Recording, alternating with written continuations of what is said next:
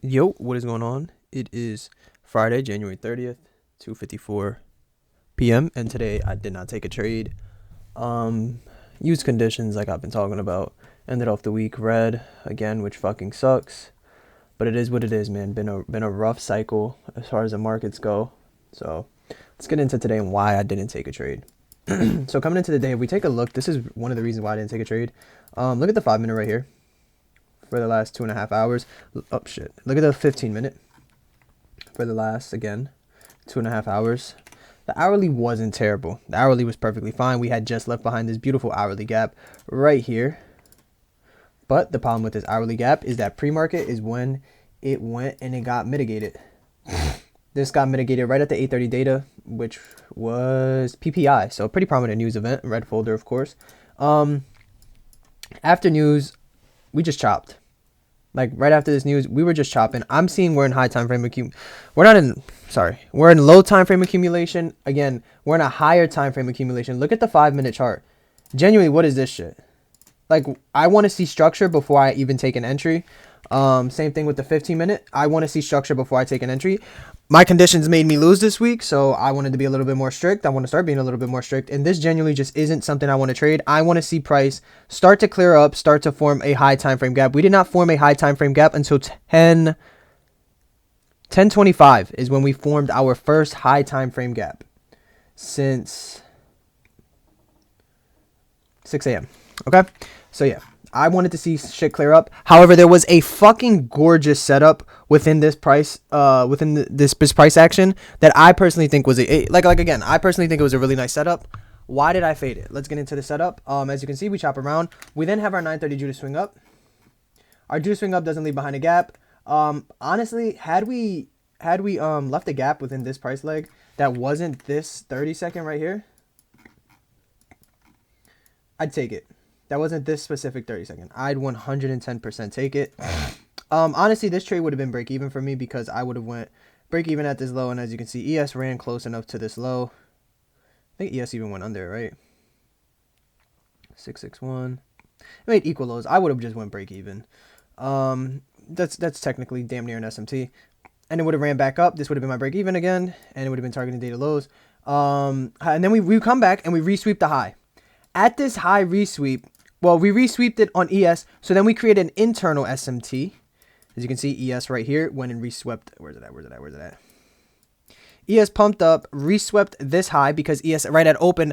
ES's 930 Judas had taken out Asia, while NQ's 930 Judas had only taken out data high. So then what did that create? We create the external SMT with the Asia high. We create the internal SMT with the swing high right here that we just created at 930 open. Showing that, this is a really good model. This is a really good setup. We get a 1 minute inverse to the downside after 3 candles. Isn't too shabby whatsoever. And this would have been the entry. Why did I fade this? You may ask. Why would I fade this? RR, super fucking good. Even if I wanted to take it just to right here. Simple, calm, easy. Would have been break even like right. I probably would have went break even under this candle's wick. A fucking beautiful setup, but you would have been out in 2 candles. Why did I fade this? This is your answer. This is your answer. I wanted to see clear structure. I didn't feel as though we had a true reason yet to take data lows. I was bearish on the day, yes, but we're still by open, and open's been weird to play with, I feel like. I really do feel as though open's been a little bit weird to play like, so I wanted to just hold it out and see, like, by 9:40, 9:45, what kind of structure could we honestly get? And it was none. So then we come up, we kill this beautiful setup. This setup, I really liked this setup. I mean, look, there's even more to it. Like, I'm not even getting into the full depths of this setup. Rejection off OTE. Well, Midnight was killing it. But yeah, we rejected off OTE. We see there's more to it. Pardon my bad, had something on my mouth. I'd say this is a really good break-even point, like being able to go either break-even at this swing low, or even like me, I would have been break-even right here just because I'm a little bit more of a punk. But yeah, this swing low would have been a really good break-even. It would have given you a lot of weight. These candles are fucking huge. You could have went break. No, they're huge, so you got to give it time to breathe. Nah, yeah, 1-to-1 is right here. So yeah, you go break-even right at that low. And even if you want to hold it to data lows, it's not ridiculous to hold it to data lows. That is a strong draw on liquidity. What would have made me actually take this? Probably equal lows or a 5 minute gap below. I thought this setup was too clear. Like it was so clear that I felt as though it wasn't gonna work, and it didn't. That was literally my reasoning behind it. This is a setup that I find myself I would have taken if I had an eval, 100%. And it's something I should be taking on funded more often than not. I just didn't like the way price was looking beforehand. We then come up, resweep the resweep of the resweep, and then we get another inverse to the downside, which takes you really nowhere, and then we just start accumulating. Now it's just accumulation, up, down, up, down. Right here is when I had my next trade idea.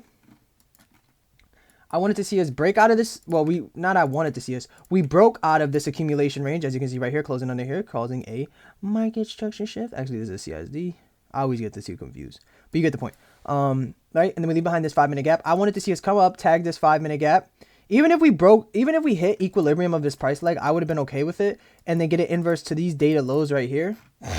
We left no SMTs down here. Like, actually we did. We were SMT'd with, sorry, I forgot that. Like all of this accumulation lows, I wanted to see us like come up right here. I was like, cool, we're about to get tagged into it. Look at the candle that fucking tags into the 5 minute. It is a fucking 72, it's a 73 point candle. I was like, wow. This was supposed to be just a small candle, you know, we respect it, we inverse, we take data lows, we get a low trade looking like kind of like this, like right here, you know, we hold it, just bang, get the fuck out the day, call it a nice little win, easy setup. Once I seen that, I had no faith in it, and I stayed patient just to see if we bounced off, what reaction we could have gotten, what internal structure could have been formed, and if we could have gotten a setup off of that internal structure being formed. Inverse to 5 minute, inverse to 5 minute. And I was just like, I'm good. I genuinely was just good. I was perfectly fine off of this. I got off once this 5 minute, upper 5 minute did get inversed as well. I already wanted to get off at 10:35, so by 10:40 I was gone. I just called it a day. But we did end up running the data low that I thought we would eventually run. I just didn't like the way that we got down there. I hated the way we got down there, better stated. What time was this? Oh, this was 11:25. I wouldn't have even taken this. Hold up. Let me see what this setup, if this setup would have cooked something up. No, I would have gotten stopped out. Why am I even trying to look at that shit? Honestly, nothing. Yeah.